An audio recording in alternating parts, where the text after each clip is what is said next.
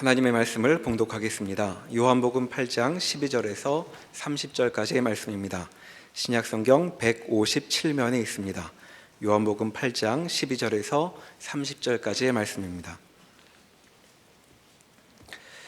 예수께서 또 말씀하여 이르시되 나는 세상의 빛이니 나를 따르는 자는 어둠에 다니지 아니하고 생명의 빛을 얻으리라. 바리새인들이 이르되 내가 너를 위하여 증언하니 내 증언은 참되지 아니하도다. 예수께서 대답하여 이르시되 내가 나를 위하여 증언하여도 내 증언이 참되니 나는 내가 어디서 오며 어디로 가는 것을 알거니와 너희는 내가 어디서 오며 어디로 가는 것을 알지 못하느니라. 너희는 육체를 따라 판단하나 나는 아무도 판단하지 아니하노라. 만일 내가 판단하여도 내 판단이 참되니 이는 내가 혼자 있는 것이 아니요 나를 보내신 이가 나와 함께 계심이라. 너희 율법에도 두 사람의 증언이 참되다 기록되었으니 내가 나를 위하여 증언하는 자가 되고 나를 보내신 아버지도 나를 위하여 증언하시느니라. 이에 그들이 묻되 내 아버지가 어디 있느냐? 예수께서 대답하시되 너희는 나를 알지 못하고 내 아버지도 알지 못하는도다. 나를 알았더라면 내 아버지도 알았으리라. 이 말씀은 성전에서 가르치실 때에 헌금함 앞에서 하셨으니 잡는 사람이 없으니 이는 그의 때가 아직 이르지 아니하였음이로라. 다시 이르시되 내가 가리니 너희가 나를 찾다가 너희 죄 가운데서 죽겠고 내가 가는 곳에는 너희가 오지 못하리라. 유대인들이 이르되 그가 말하기를 내가 가는 곳에는 너희가 오지 못하리라 하니 그가 자결하려는가. 예수께서 이르시되 너희는 아래에서 났고 나는 위에서 났으며 너희는 이 세상에 속하였고 나는 이 세상에 속하지 아니하였느니라. 그러므로 내가 너희에게 말하기를 너희가 너희 죄 가운데서 죽으리라 하였노라. 너희가 만일 내가 그인 줄 믿지 아니하면 너희 죄 가운데서 죽으리라. 그들이 말하되 내가 누구냐? 예수께서 이르시되 나는 처음부터 너희에게 말하여 온 자니라. 내가 너희에게 대하여 말하고 판단할 것이 많으나 나를 보내신 이가 참되심에 내가 그에게 들은 그것을 세상에 말하노라 하시되 그들은 아버지를 가리켜 말씀하신 줄을 깨닫지 못하더라. 이에 예수께서 이르시되 너희가 인자를 든 후에 내가 그인 줄을 알고 또 내가 스스로 아무것도 하지 아니하고 오직 아버지께서 가르치신 대로 이런 것을 말하는 줄도 알리라. 나를 보내신 이가 나와 함께 하시도다. 나는 항상 그가 기뻐하시는 일을 행함으로 나를 혼자 두지 아니하셨느니라. 이 말씀을 하심에 많은 사람이 믿더라. 아멘. 예수님은 오셔서 여러 가지 기적을 베푸시고 또 하나님의 뜻을 가르치시며 하나님을 알기 위해서는 나를 믿어야 된다. 나는 하나님이 보낸 그 아들이다. 이렇게 그의 공생애의 사역을 진행하고 있습니다. 당시의 유대인 종교 지도자들은 이 말을 받을 수 없었던 이유가 나로 말미암지 않고는 아무도 아버지를 알 수 없다라는 이 말은 저들이 이제껏 잡고 있던 권력의 기반, 율법으로 확보된 저들의 지위와 권력을 무효화시키는 발언이 되기 때문에 예수께서 많은 기적을 이루신 것을 인하여 그를 범상치 않은 인물로는 이해를 하지만 이런 결정적인 구원이 예수를 믿는 것으로만 가능하며 하나님 나라를 보려면 아버지를 알려면 나를 알아야 된다. 나를 믿어야 된다로 이제 타협할 수 없는 적대적 상황이 되었습니다. 우리는 예수님께서 어떤 의미에서는 안식일을 일부러 범하시는 것 같은 일들도 보았습니다. 중풍병자를 안식일에 고치기도 하고 그 제자들이 안식일에 밀밭에서 밀을 까먹기도 하고 하는 일들로 이제 상대방들이 흠을 잡으려 하고 공격을 할 때마다 그게 뭐 대수냐 하는 식의 반응을 하십니다. 평생 이 병에 붙잡혀 있던 사람을 놓아주는 것이 그게 왜 안식일을 범하는 것이 되냐? 라는 식의 답을 하시고, 또 이 8장에 와서는 현장에서 붙잡힌 이 범행한 여인을 나도 너를 정죄하지 아니하노라 라고 선언함으로써 율법에 의하면 분명히 어떤 처벌을 받아야 하는 행위를 이렇게 무효화시키는 것 같이 보이게 된 것입니다. 그러니 이 당시의 권력자들은 당황스럽죠. 요한복음에 의하면 말미에 예수께서 행하신 일을 이제 대부분 기적을 말합니다. 다 기록하면 그 책을 이 온 세상도 도서관으로 좁다. 이렇게 했습니다. 그러니까 얼마나 많은 기적을 행했는지 모릅니다. 말하자면 만날 수 있었던 모든 사람들에게는 다 그 소원을 들어주셨을 겁니다. 그럼에도 불구하고 그는 결국 십자가에 죽으십니다. 그러니 이 문제, 그가 이런 기적을 이루시고 어찌 보면 맥없이 죽어버리고 마는 이 생애가 아버지께서 나를 보냈고 내가 아버지 기쁘신 뜻을 따라왔고 그리고 너희가 모르는 하늘의 진리를 나누고 구원을 하러 왔는데 왜 죽음으로 끝나는가 하는 이 문제야말로 당시의 권력자들의 질문과 같이 우리에게도 늘 하나님은 이거보다 더 쉽게 하실 수 있는데 라는 질문을 평생 가지게 만듭니다.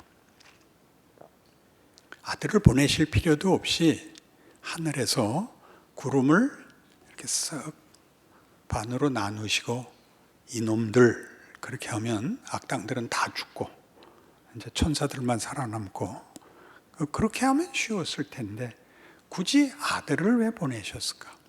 그 아들은 와서 또 왜 당신이 성자 하나님으로서 창조와 심판의 주인으로서 세상의 역사를 쥐고 있는 권세자로서 많은 증거를 남겼음에도 불구하고 오병이어 나사로의 죽음을 살려낸 것, 바다를 잠잠케 한 것, 그 많은 기적에도 불구하고 당신은 죽어야 했던가 하는 데 대한 성경적 이해를 우리가 따라잡아야만 왜 아들을 보내셨는가, 그 아들은 왜 죽었는가에 대해서 우리가 성경의 가르침에 도달할 수 있습니다.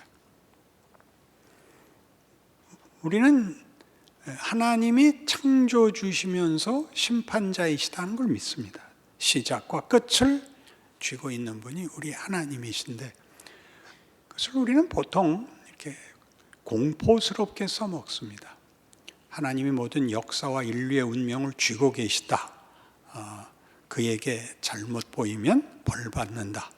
이 개념이지만 성경이 하고 싶은 얘기는 내가 시작했다. 내가 목적을 가지고 있었다. 그리고 그 목적을 실패하지 않겠다. 이게 창조와 심판의 주라고 표현되는 의미입니다. 그러니 예수께서 오셔서 나는 아버지의 보냄을 받은 그의 아들, 성자 하나님이다. 나는 죽은 자를 살릴 수 있다. 나는 죄도 용서할 수 있다. 나는 너희를 구원하러 왔다. 그리고 나는 십자가를 져야 한다. 라고 그의 생애를 마치신 부활로 그 모든 것을 뒤집으신 그의 생애, 그의 정체성, 그로 말미암아 드러나는 하나님의 당신에 대한 증명, 구원에 대한 증명, 그리고 우리의 삶에 대한 성경적 설명에 대하여 오늘 귀를 기울여야만 하는 것입니다. 빌립보서 2장에 가시죠.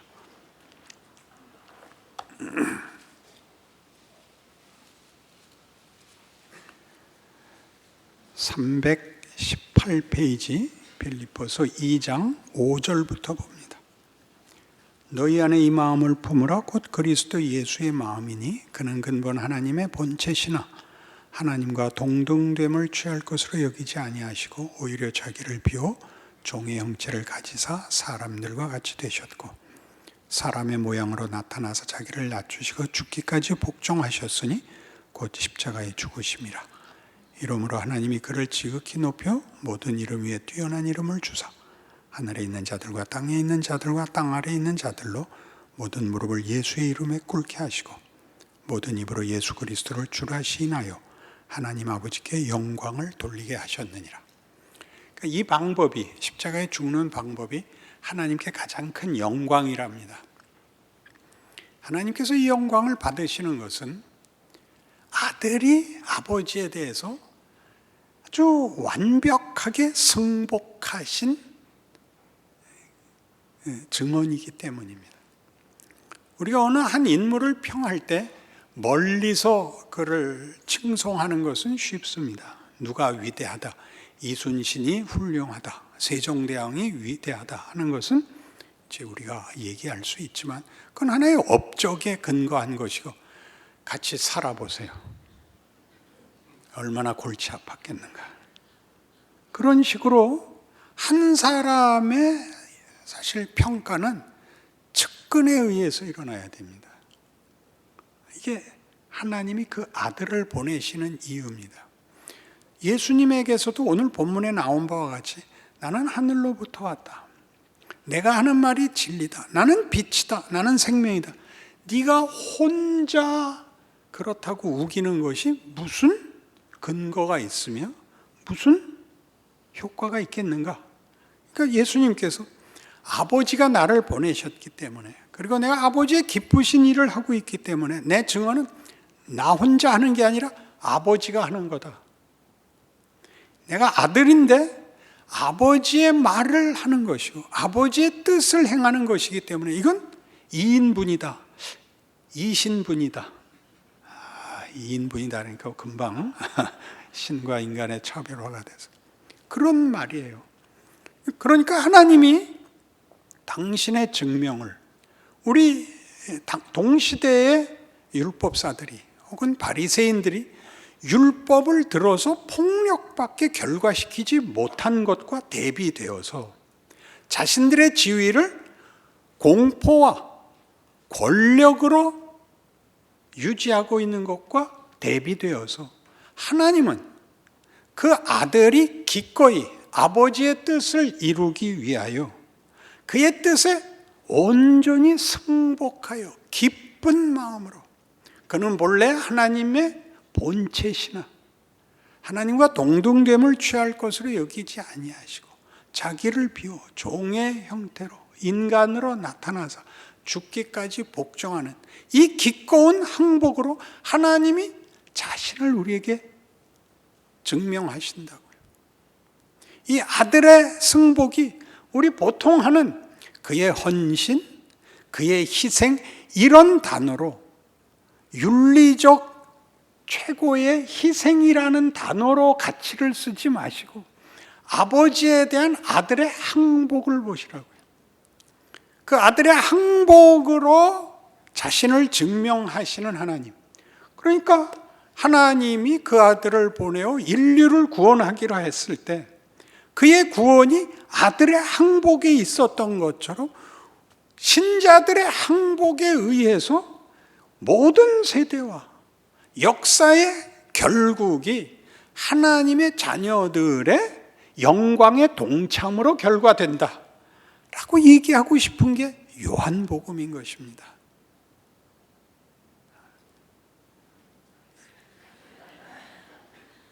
여기가 우리가 헷갈리는 부분이죠. 왜 그가 창조주와 심판자로서 모든 것을 뒤집을 수 있는 권력을 가지고 죽느냐 이거죠.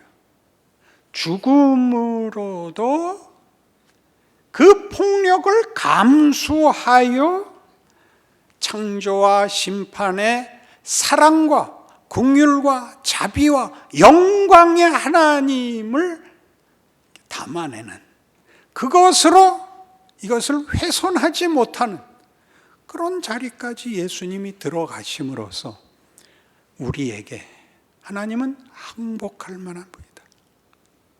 하나님은 정말 다른 분이다. 예수를 보라. 이렇게 된 거죠. 그 예수님은 우리에게 너는 나를 따라오라. 이렇게 된 거죠.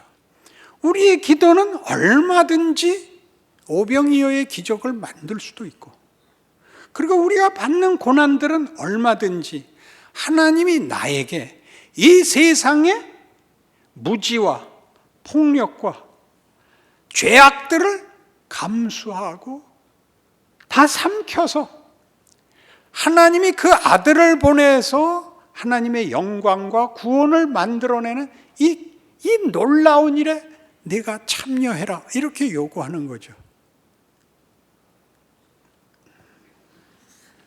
에베소서 3장, 빌립보서 앞이 에베소서입니다.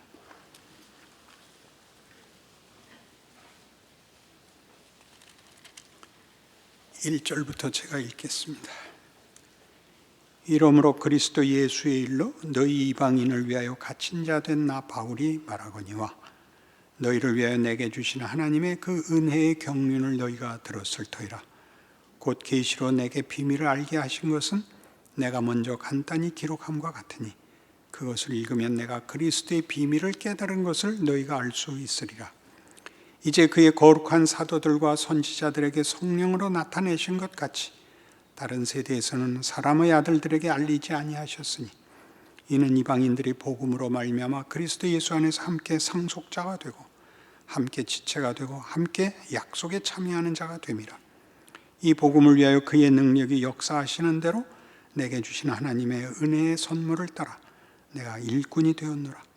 모든 성도 중에 지극히 작은 자보다 더 작은 나에게 이 은혜를 주신 것은 측량할 수 없는 그리스도의 풍성함을 이방인에게 전하게 하시고 영원부터 만물을 창조하신 하나님 속에 감추어졌던 비밀의 경륜이 어떠한 것을 드러내게 하려 하심이라.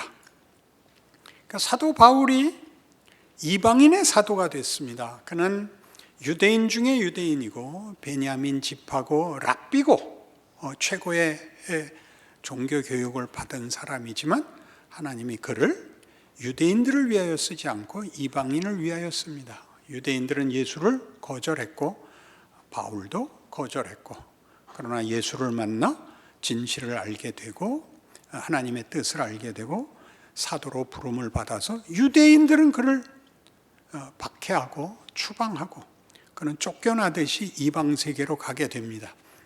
그 에베소서나 빌립보서나 다 이방 세계에 유대인들이 아닌 이방 사람들을 위한 교회이고 성도들이 되었죠. 그가 하는 말은 이겁니다. 하나님이 나를 이방의 사도로 삼고 저들이 이해하지 못하여 나를 감옥에 가두고 나를 박해하고 돌을 던지는 모든 것들 속에서 이방을 구원하는 하나님의 손길로 나를 썼다. 그러니까 이스라엘은 너희만 선민이고 차별화돼서 배타적인 우월감을 가지거나 유일한 정체성을 선민이라는 정체성으로 우월감을 나타낼 게 아니라 우리 역사가 온 인류를 위한 역사였다는 걸 내가 알게 됐다.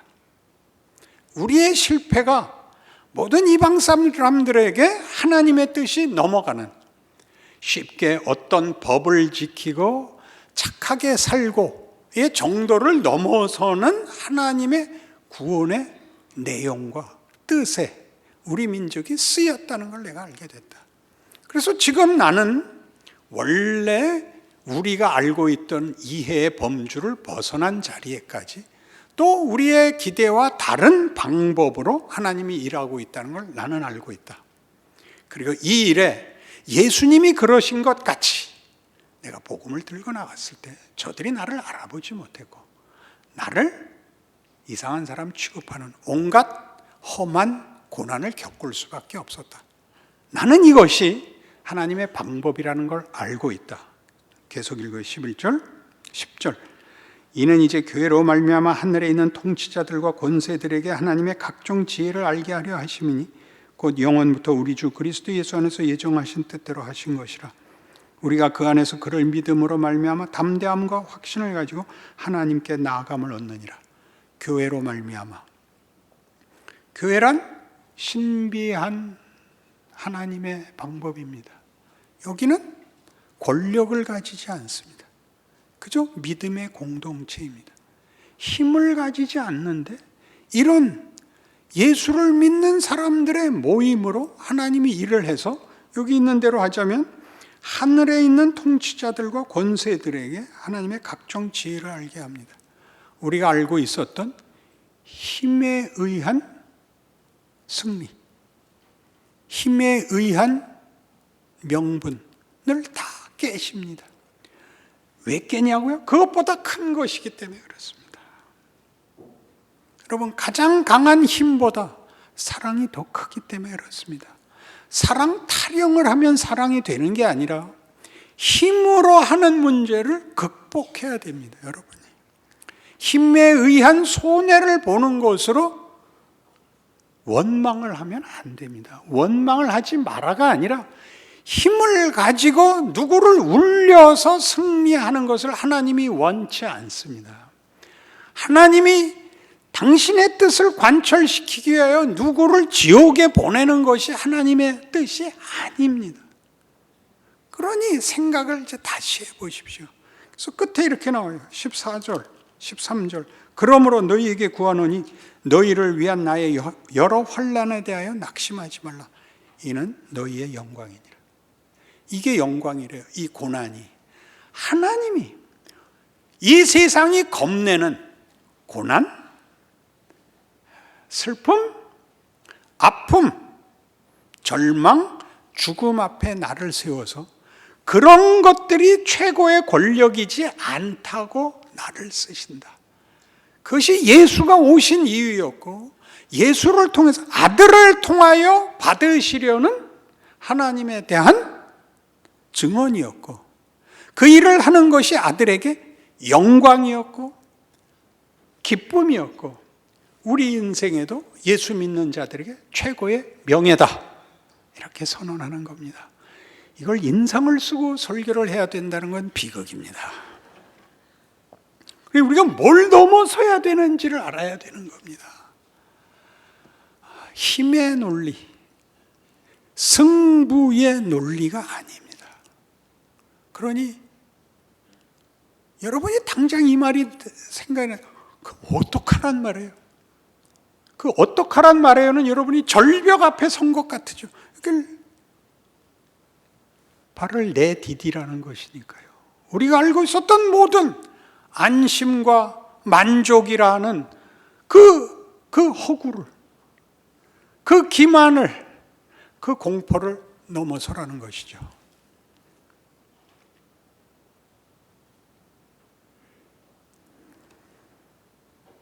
요한복음 17장에 가면 빌립보서 3장부터 합시다. 에베소서 다음에 빌립보서 3장입니다. 사도 바울은 이렇게 고백합니다. 10절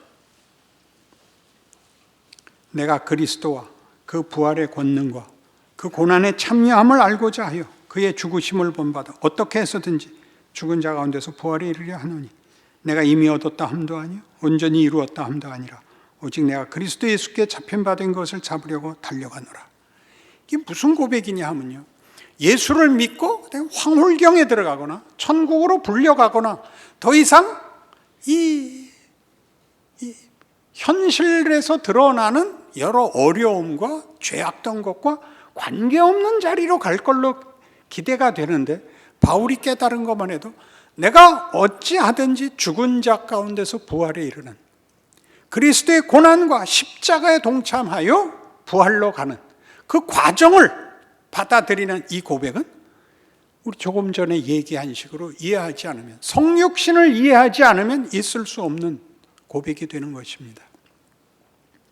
영국에서는 국가의 공헌이 많으면 경이라는 존칭을 쓰게 해줍니다. 명예로운 호칭을 주죠. 경, 아무의 경이라는 말을 쓰는데 영어로는 그냥 로드입니다.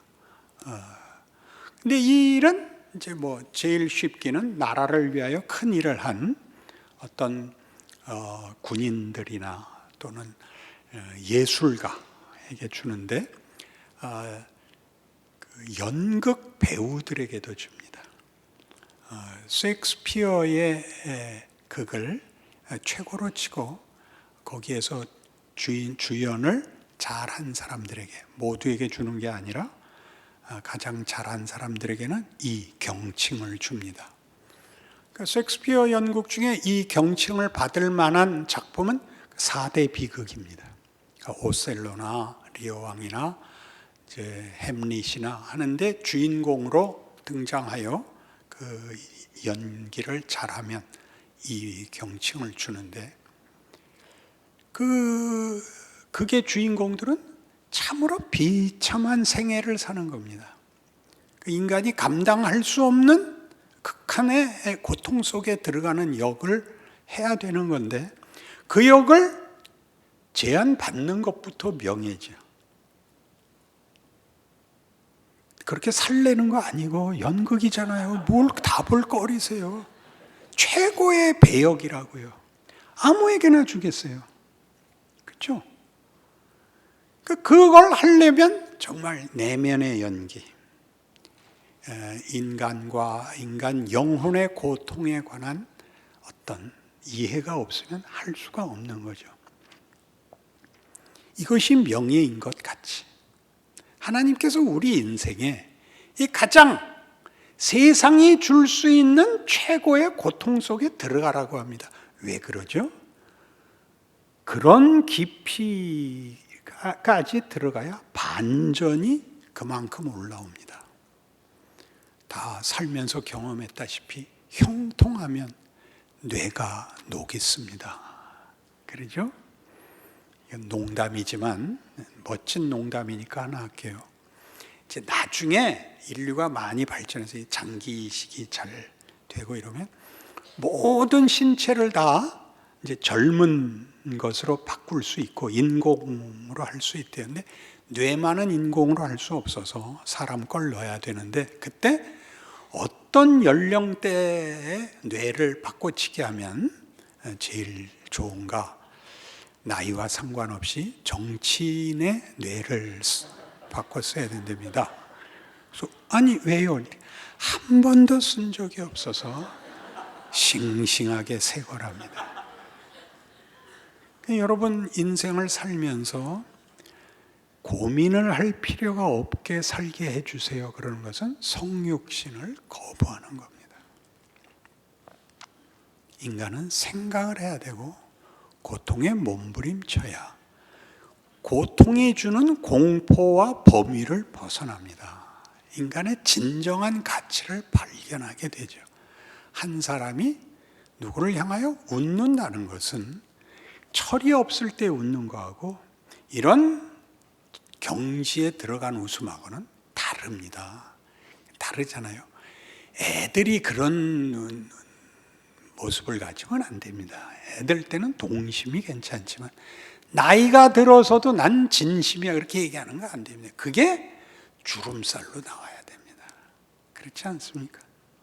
성경이 하는 얘기, 하나님이 그 아들을 보내어 당신의 영광을 우리에게 증거하듯이 예수가 증언한 것이 우리 것이 되게 하는 이 일에 우리가 부름을 받아 우리 인생이 하나님의 영광과 구원과 진리와 승리를 담는 일에 우리가 부름을 받고 있다.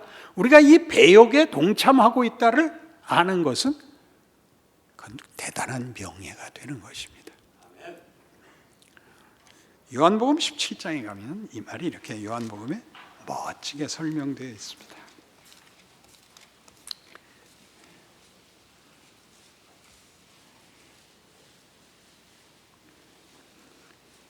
요한복음 17장 21절 아버지여 아버지께서 내 안에 내가 아버지 안에 있는 것 같이 그들도 다 하나가 되어 우리 안에 있게 하사 세상으로 아버지께서 나를 보내신 것을 믿게 하옵소서.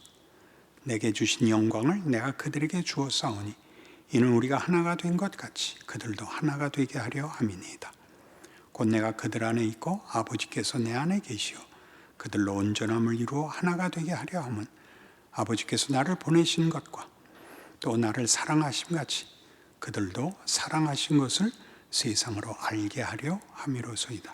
아버지여, 내게 주신 자도 나 있는 곳에 나와 함께 있어. 아버지께서 창세전부터 나를 사랑하심으로 내게 주신 나의 영광을 그들로 보게 하시기를 원하옵나이다. 성부 하나님과 성자 하나님의 그 연합, 긴밀한 그 관계는 지금 우리가 보는 바와 같이 아버지께서 친히 그의 권세로, 권력으로, 창조와 심판의 주인으로 못하실 것이 없는 분이 우리의 거부와 반대와 우리의 왜곡과 기만과 부패와 적대를 다 감수하여, 이 감수를 당신이 하는 것이 아니라 그 아들이 감수하는, 아버지에 대한 승복을 하실 수 있는 유일한 아들이 기꺼이 아버지의 기쁘신 뜻을 이루기 위하여 이 고통의 적대적인 환경, 현실, 역사 속에 들어와 아버지의 기쁨을 나누는 것처럼, 그것을 영광으로 아는 것처럼 우리에게 우리의 생애를 아버지와 아들의 연합의 자리에 우리로 함께와 하나가 되자 그럽니다. 굉장하지요. 오해 없이 들으세요. 하나님은 우리 보고 신이 되자고 부르십니다. 관계에서 그렇게 부릅니다. 사랑하는 일에서는 신과 인간이라는 차별이 깨진 자리로 우리를 부르고 있습니다. 그러니 여러분의 존재가 가져야 할 정체성, 신분과 지위의 명예, 그리고 여러분이 맞닥뜨려야 되는 현실, 오늘의 정황, 거기서 뭘 봐야 됩니까? 하나님의 사랑과 하나님의 영광을 가로막고 타협하지 않으면 너 죽여버리겠어 라는 죄와 악의 권세의 도전을 직면하는 거죠. 그걸 뚫을 수 없으면 예수 믿는다는 말은 거짓말이죠. 모든 것이 해결되고 마는 것, 주문만 외우면 되고 마는 것, 나는 너보다 더 많이 가졌어, 나는 재능도 나는 힘도 너보다 우위에 있어 라는 우열의 개념, 승부의 개념 위에 아무것도 없죠. 하나님이 여기서 우리를 구원하시려고 하는 겁니다. 그런 짐승의 세계, 동물의 왕국에서 벗어나라. 너는 내 자녀다. 위대한 인생을, 영광된 존재가 되어라. 이렇게 매일 도전하십니다. 한꺼번에 안 됩니다. 시간 오래 걸립니다. 35년이나 같이 하고도 표정이 변한 게 없습니다. 그러나 믿음을 잃지 않고 있습니다. 여러분들도 같이 잃지 않고 있는 것을 믿습니다. 기도하십시다. 하나님 아버지, 하나님이 우리를 사랑하신다는 건 참으로 놀랍고 경이롭습니다. 우리가 무엇이길래 이렇게 끝까지 붙잡고 놓지 않으시는지, 두렵고 기이하고 그리고 도망가지 않겠습니다. 부끄러운 자신을 인하여 절망하지 않겠습니다. 하나님이 그 아들을 보내신 바로 그 지극한 권능으로 우리 인생을 이기게 하실 줄 믿습니다. 믿음을 지켜내게 하여 주시옵소서. 지금은 우리 주 예수 그리스도의 은혜와 하나님 아버지의 극진하신 사랑과 성령 하나님의 교통하심이 하나님을 아버지라 부르는 이 놀라운 고백에 권능과 운명을 기억하고 승리를 약속하고 돌아가는 심령들 위해 영원토록 함께 있을지어다. 아멘.